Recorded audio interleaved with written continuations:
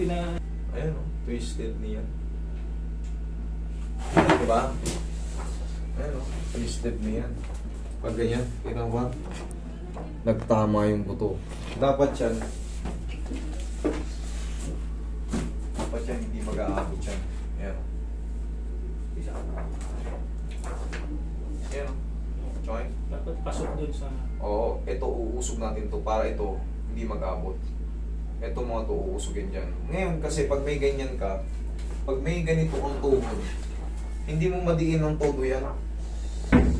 Bibigay siya pagka ano. Yung kunyari single, maano siya, yung parang maglo-loss power. Pero pagka ginanon-ganon mo, okay na naman, pwede ka naman maglakad. Yun nga lang pagka sobrang diin yung body weight niya, kahit yung body weight niya lang, maglulos. Naglalagay mo siya ng ano para pumantay lang. Ngayon, pag naglagay siya na, sumasakit naman sa tuwa niya, ay gano'n kung Ay, hindi po pwede yun kasi hindi naman talaga totaling maliit yung paa niya eh. Tapos dinadaya niyo sa taong, parang gano'n, para magpantay. Nangyayari lang yan kasi nga, parang feeling niya maliit ang isang paa niya kasi nga, masakit yung sa loob eh. Masakit yung sa loob, kaya gano'n nangyayari. Kaya na-explain ng doktor ng pelvics niya, walang problema. Nung nakita walang problema, sa tuhod nga eh, kita na, twisted ni. Sabi niya, tatawagan na lang namin kayo. Tapos hindi na, nireturn ko lang. Pagkakaalala mo, Wala. Nag-volleyball po ako. nag-volleyball ka. Ayun pala sa volleyball, maaaring pagka-receive mo ng bola o umabol ka ng bola, gumanyan. Tapos, syempre, bata-bata pa, konting pain lang. Kasi sa bata kasi, baliwala yung mga ano sa kanila eh. Basta makapaglaro yung mga, baliwala, parang maliit na pain, baliwala. Minsan, isa pa sa mga ano ng bata na natatakot magsumbong sa mga magulang kasi baka pagbawalan. Isa pa yung mga ganun ha, pero hindi naman lahat ha. May mga ganung mga bata eh.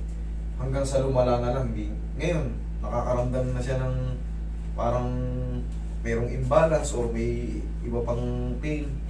Tsaka nyo lang tingnan mo, grade 4, grade 5 pa siya naramdaman. Ngayon, ko na napansin. ano yung pinaka main problem ngayon nararamdaman mo? Sumasakit dyan? Tapos yung muscle pababa. Okay, tingnan mo, may ano na Saka kung hindi na baga, talaga sa pantay mo. imbalance na. Sige, ubalin mo yung shoes, ma'am. Titignan natin kung gaano kahaba yung naging diferensya. Twisted niya eh. Twisted din. Nakagano. Twisted niya yun. Sabi ko nga baka mali yung... Kasi tignan mo yung ibang x-ray, hindi nagtatama yung mga panggit ng buto. Ngayon, nandun kasi yung ACL at PCL, kaya pag tinigil... Doktor na inborn. Layo. Well, kahit di ko hawakan, ang layo. Siya nga yung... Sa roller, sa tape measure lang namin. Sige, straight ka lang muna. Kami lang muna mag-measure. Papantayin na. Kakabahan. Hindi, wag kang kabahan. Igaganon ko lang. Kahit hindi ko hawakan. Oh. Kita niyo yung difference? Ayan, oh. Oh, isang 1 cm nga yan. Pati dito. Oh, hindi. Yan, kita mo. Oh, dikit mo lang sa ilalim, ha. Oh, yan. Kahit anong gawin mo, talaga mahaba talaga siya. Ang sinukat lang namin doon ito, yung boat ni... Hindi. Sa edge ang ano yun natin, ang pagbasihan. Tignan mo rito. Oh, Oh, tignan mo rito. Okay? Hindi ko ko naman pwedeng iangat yung ganon. Kailangan talaga, yan, kung ano lang, oh, tulak ko lang ng ganon. Alam mo niya lang kung ano yung mali. Dito lang, ma'am, oh. Kita mo? Ang layo. Pero yan, kaya natin yan. Relax ka lang. Ang plano namin, kami muna una para hindi ko ba... Hindi naman masakit. Sala Baka na, ano, boy? Hindi. Liha. Mahaba to eh. Hindi, yung totoo yung sinabi sa amin nung nagpa-x-ray kami. Sir, bali kung talagang inborn, babawasan mo yung buto niya. Ito na lang kami eh. Relax na. Kailangan lang yan maayos yung tuhod niya para hindi nagkakaroon ng imbalance. Kasi, yan, kaya lumiit yan. Kasi nga, nung panahon na nung, Pero hindi siya sakang, hindi siya pikit, hindi siya ganun. Hindi siya parang inborn. hindi siya talagang, hindi nyo nakita. Siyempre, ang tagal na panahon na eh. College na ata ito ngayon eh. Oh, grade 4. Kumpara sa college, grade. Naabutan ba niya yung grade 11, grade 12? O D plus 2? Tawag dito, napansin ko siya nung high school. Sabi ko, ba't hindi sexy maglakad yung anak ko? Pag ganun nga, imbang. Kasi hindi niya maano yung... Tapos yun, tanong na ako sa kanya. Hindi na, sinukat na namin. Oh, relax na. Naka-twist po. Ito kailangan natin maayos. Para hindi siya iimbang-imbang. Hindi masakit niya, masakit ba? Hindi yan masakit. Hindi yan masakit. Hindi ka naman nakuha yung lagari. Ano lang to? Yung lihang D1000. Parang pinong-pino. Pero, ang pinaka na-disgrasya sa ito, kanan, nung masakit. Itong pupurukan natin. Nasa yung medyo kaya lumiit.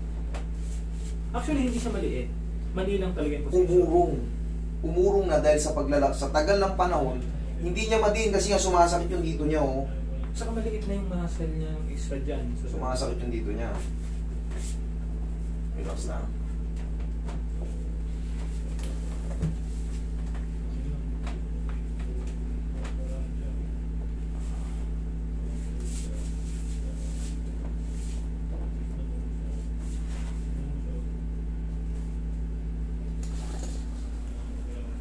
Roy.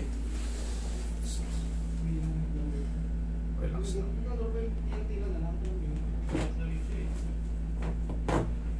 Nagilid ka.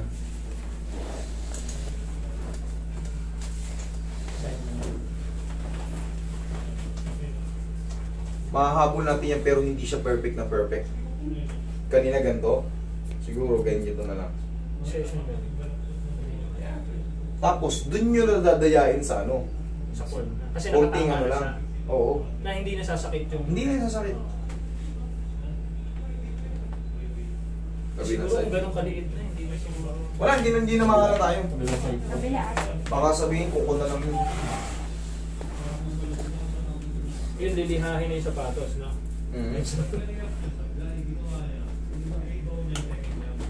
Putpurin nyo yung konti. Oo. Balance na yun. Tapa ka man. Tapa ka. Relax lang. Nabukan mo ako.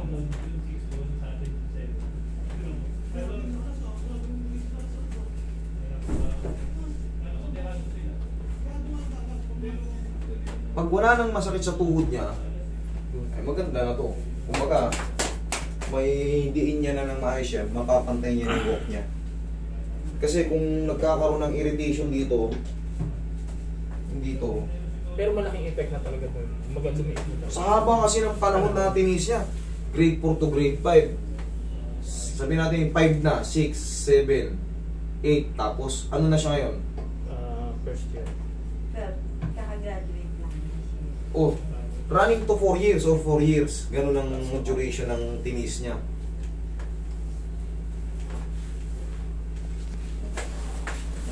Wala na ano eh. Tihaya. Pero alam niya na rin. Ngayon, sipa mo. Isa pa. Walang masakit. Okay, very good. Sige, straight ka lang.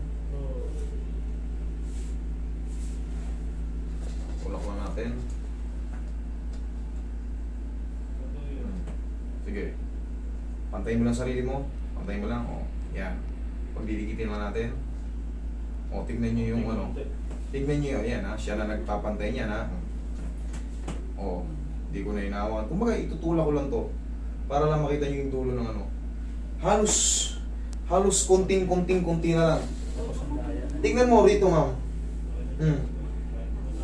Ayan o, dito na, konting-kunti na lang. Okay na yan kasi at least ang laki nung na ano, nabawas. Saka yung sakit. Tingnan mo, ma'am. Sige, ikaw nga, mag-semi-jog ka. Parang semi-jog. Tingnan mo kung may Yung alam mo pwedeng sumakit yung tulo. Sige, yung position na ginagawa mo kung nasasaktan ka, ayusin mo yung chinelas mo, ayos mo. Yan, sige. Okay? Paano siya papag? Ayan, yan, pinipekto sa inyo. Tong. Wala na siguro. Wala na!